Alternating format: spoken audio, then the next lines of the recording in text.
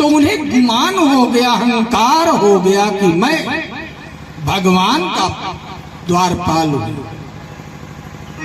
मेरा कोई संसार में क्या बिगाड़ सकता है?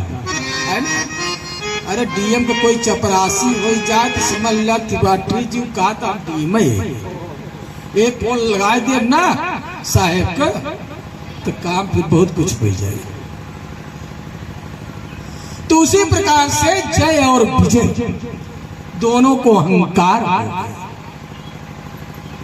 एक दिन भगवती लक्ष्मी जी अपने बैकुंठ में आ रही थी, दरवाजे पर जय और विजय खड़े थे, बेत लगाकर रोक दिया, कहा रुको, भगवान का आदेश नहीं है, अभी अंदर नहीं जा सकती।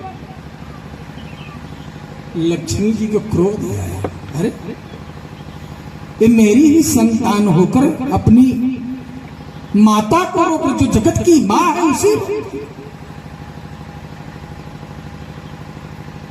श्राप देने जा रही थी। भगवान नारायण का अक्षर प्रकट हो कहा नहीं नहीं रुको,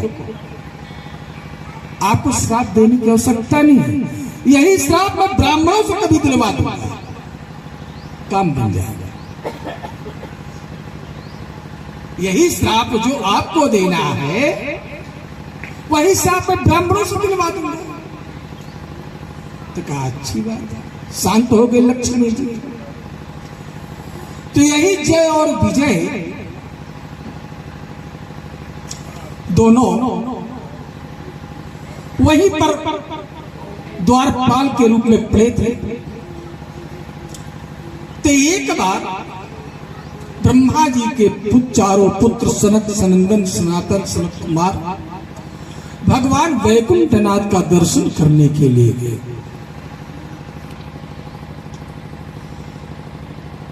तो द्वारपाल जो जय और विजय थे, इन दोनों ने बेत लगाकर उन्हें भी रोक दिया, ब्राह्मणों को रोक दिया, जबकि भगवान के यहाँ ब्राह्मणों के लिए संतों के लिए खुला दरबार होता है, कोई रोक टोक नहीं होती, चाहे जब आवे चाहे जब जाए।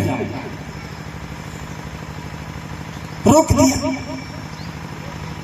सनकादि महात्माओं ने निवेदन किया, अरे भाई हम ब्राह्मण हैं, सभी भगवान की कीर्तन में लगे रहते हैं, सेवा में लगे रहते हैं, मुझे क्यों रोका जा रहा है? भगवान का आदेश नहीं जा सकते। क्रोध आ गया। सनकादि महात्माओं ने श्राप दे दिया कि जातू यहाँ बैकुंठ में रहने के योग्य नहीं है, अधा पतन तेरा हो जाए। तत्क्षण भगवान प्रकट हो गए, सातों ड्योढ़ियों को पार करके भगवान आ गए। अगर किसी को क्रोध आ जाता है तो भगवान मंदिर में दर्शन उसको नहीं देते। बाहर आकर सनकादिकों को दर्शन दिया। अरे ब्राह्मणों, मैं आपके श्री चरणों को प्रणाम करता हूं, बताइए कैसे आना हुआ? बात तो सब समझ गए थे भगवान वैकुंठनाथ। अरे महाराज क्षमा करे, गलती हो गई, क्रोध आ गया, हम लोगों ने इसे श्रापित कर दिया। का कोई बात नहीं, ये मेरी इच्छा से हुआ है। इन लोगों को बहुत वर्षों से रहते हुए अहंकार हो गया था, और इसके बाद जय विजय ने अनुनय विनय किया भगवान से। कहा कि देखिए, जो जितना समय यहाँ लगा है ना, इसलिए तुझे 3 जन्म राक्षस होना पड़ेगा। अनुनय विनय किया। कहा कि चलो मैं तुम्हारे पास आऊंगा, तेरा उद्धार करने के लिए भगवान ने आश्वस्त किया। तो वही सतयुग में हिरण्याक्ष और हिरण्यकशिपु के रूप में इन दोनों का अधःपतन होता है, जन्म होता है। और द्वापर में शिशुपाल और दंतवक्त्र के रूप में हुआ, और त्रेता में आप लोग जानते हैं रावण और कुंभकर्ण के रूप में हुआ। सो हिरण्याक्ष दैत्य को भगवान ने वाराह रूप धारण करके समाप्त कर दिया। चरण कमल बलिहारी रे, चरण कमल बलिहारी रे, तेरी सांवली सूरत पे मवारी रे, तेरी सांवली सूरत पे मवारी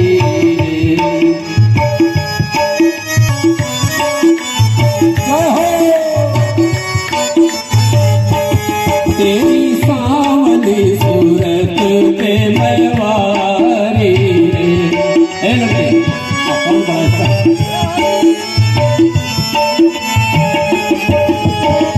चरण कमल बलिहारी रे, चरण कमल बलिहारी रे, तेरी सांवली सूरत पे मवारी रे, तेरी सांवली सूरत पे मवारी रे।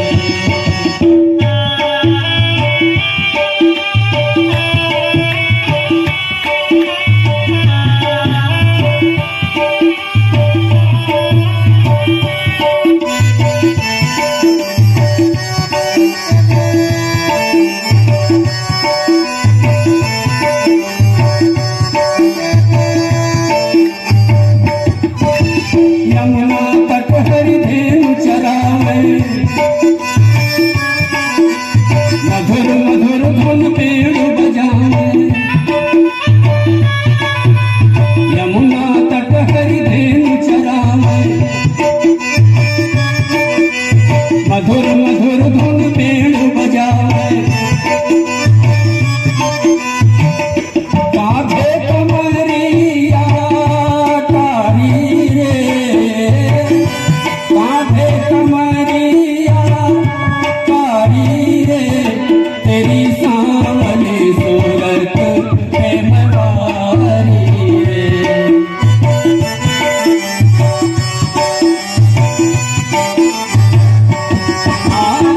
चरण कमल बलिहारी रे, तेरी सांवली सूरत पे मवारी रे।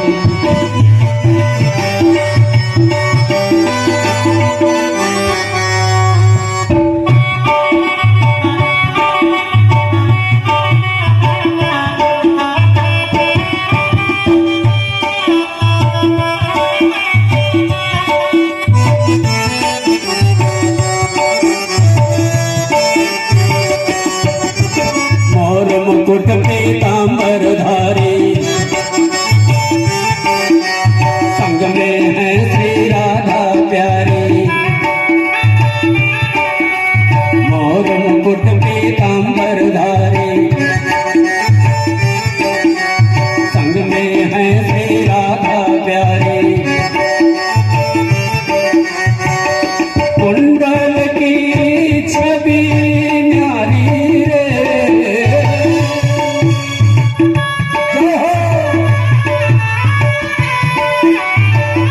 कुंडल की छवि न्यारी रे, तेरी सांवली सूरत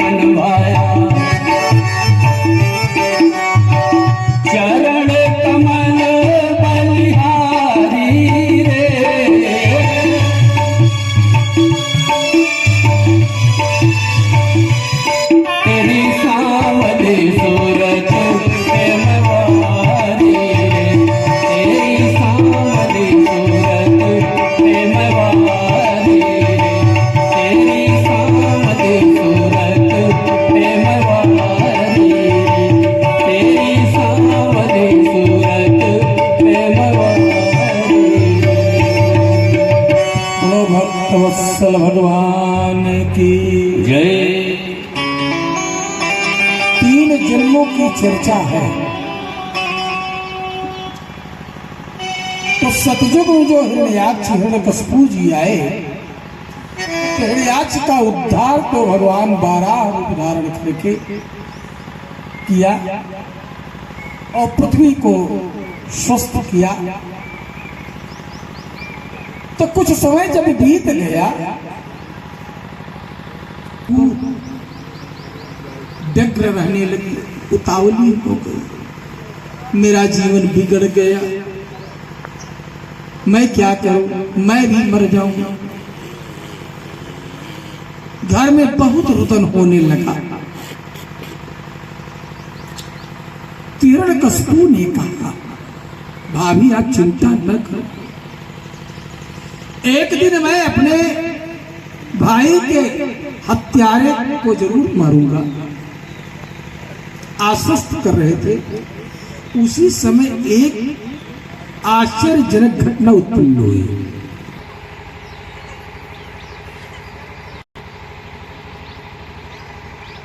पूछा लोगों ने, आखिर तुम कौन हो?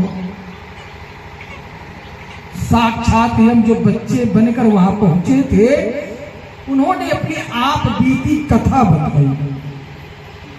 का देखो ना, जब मैं छोटा सा बच्चा रहा,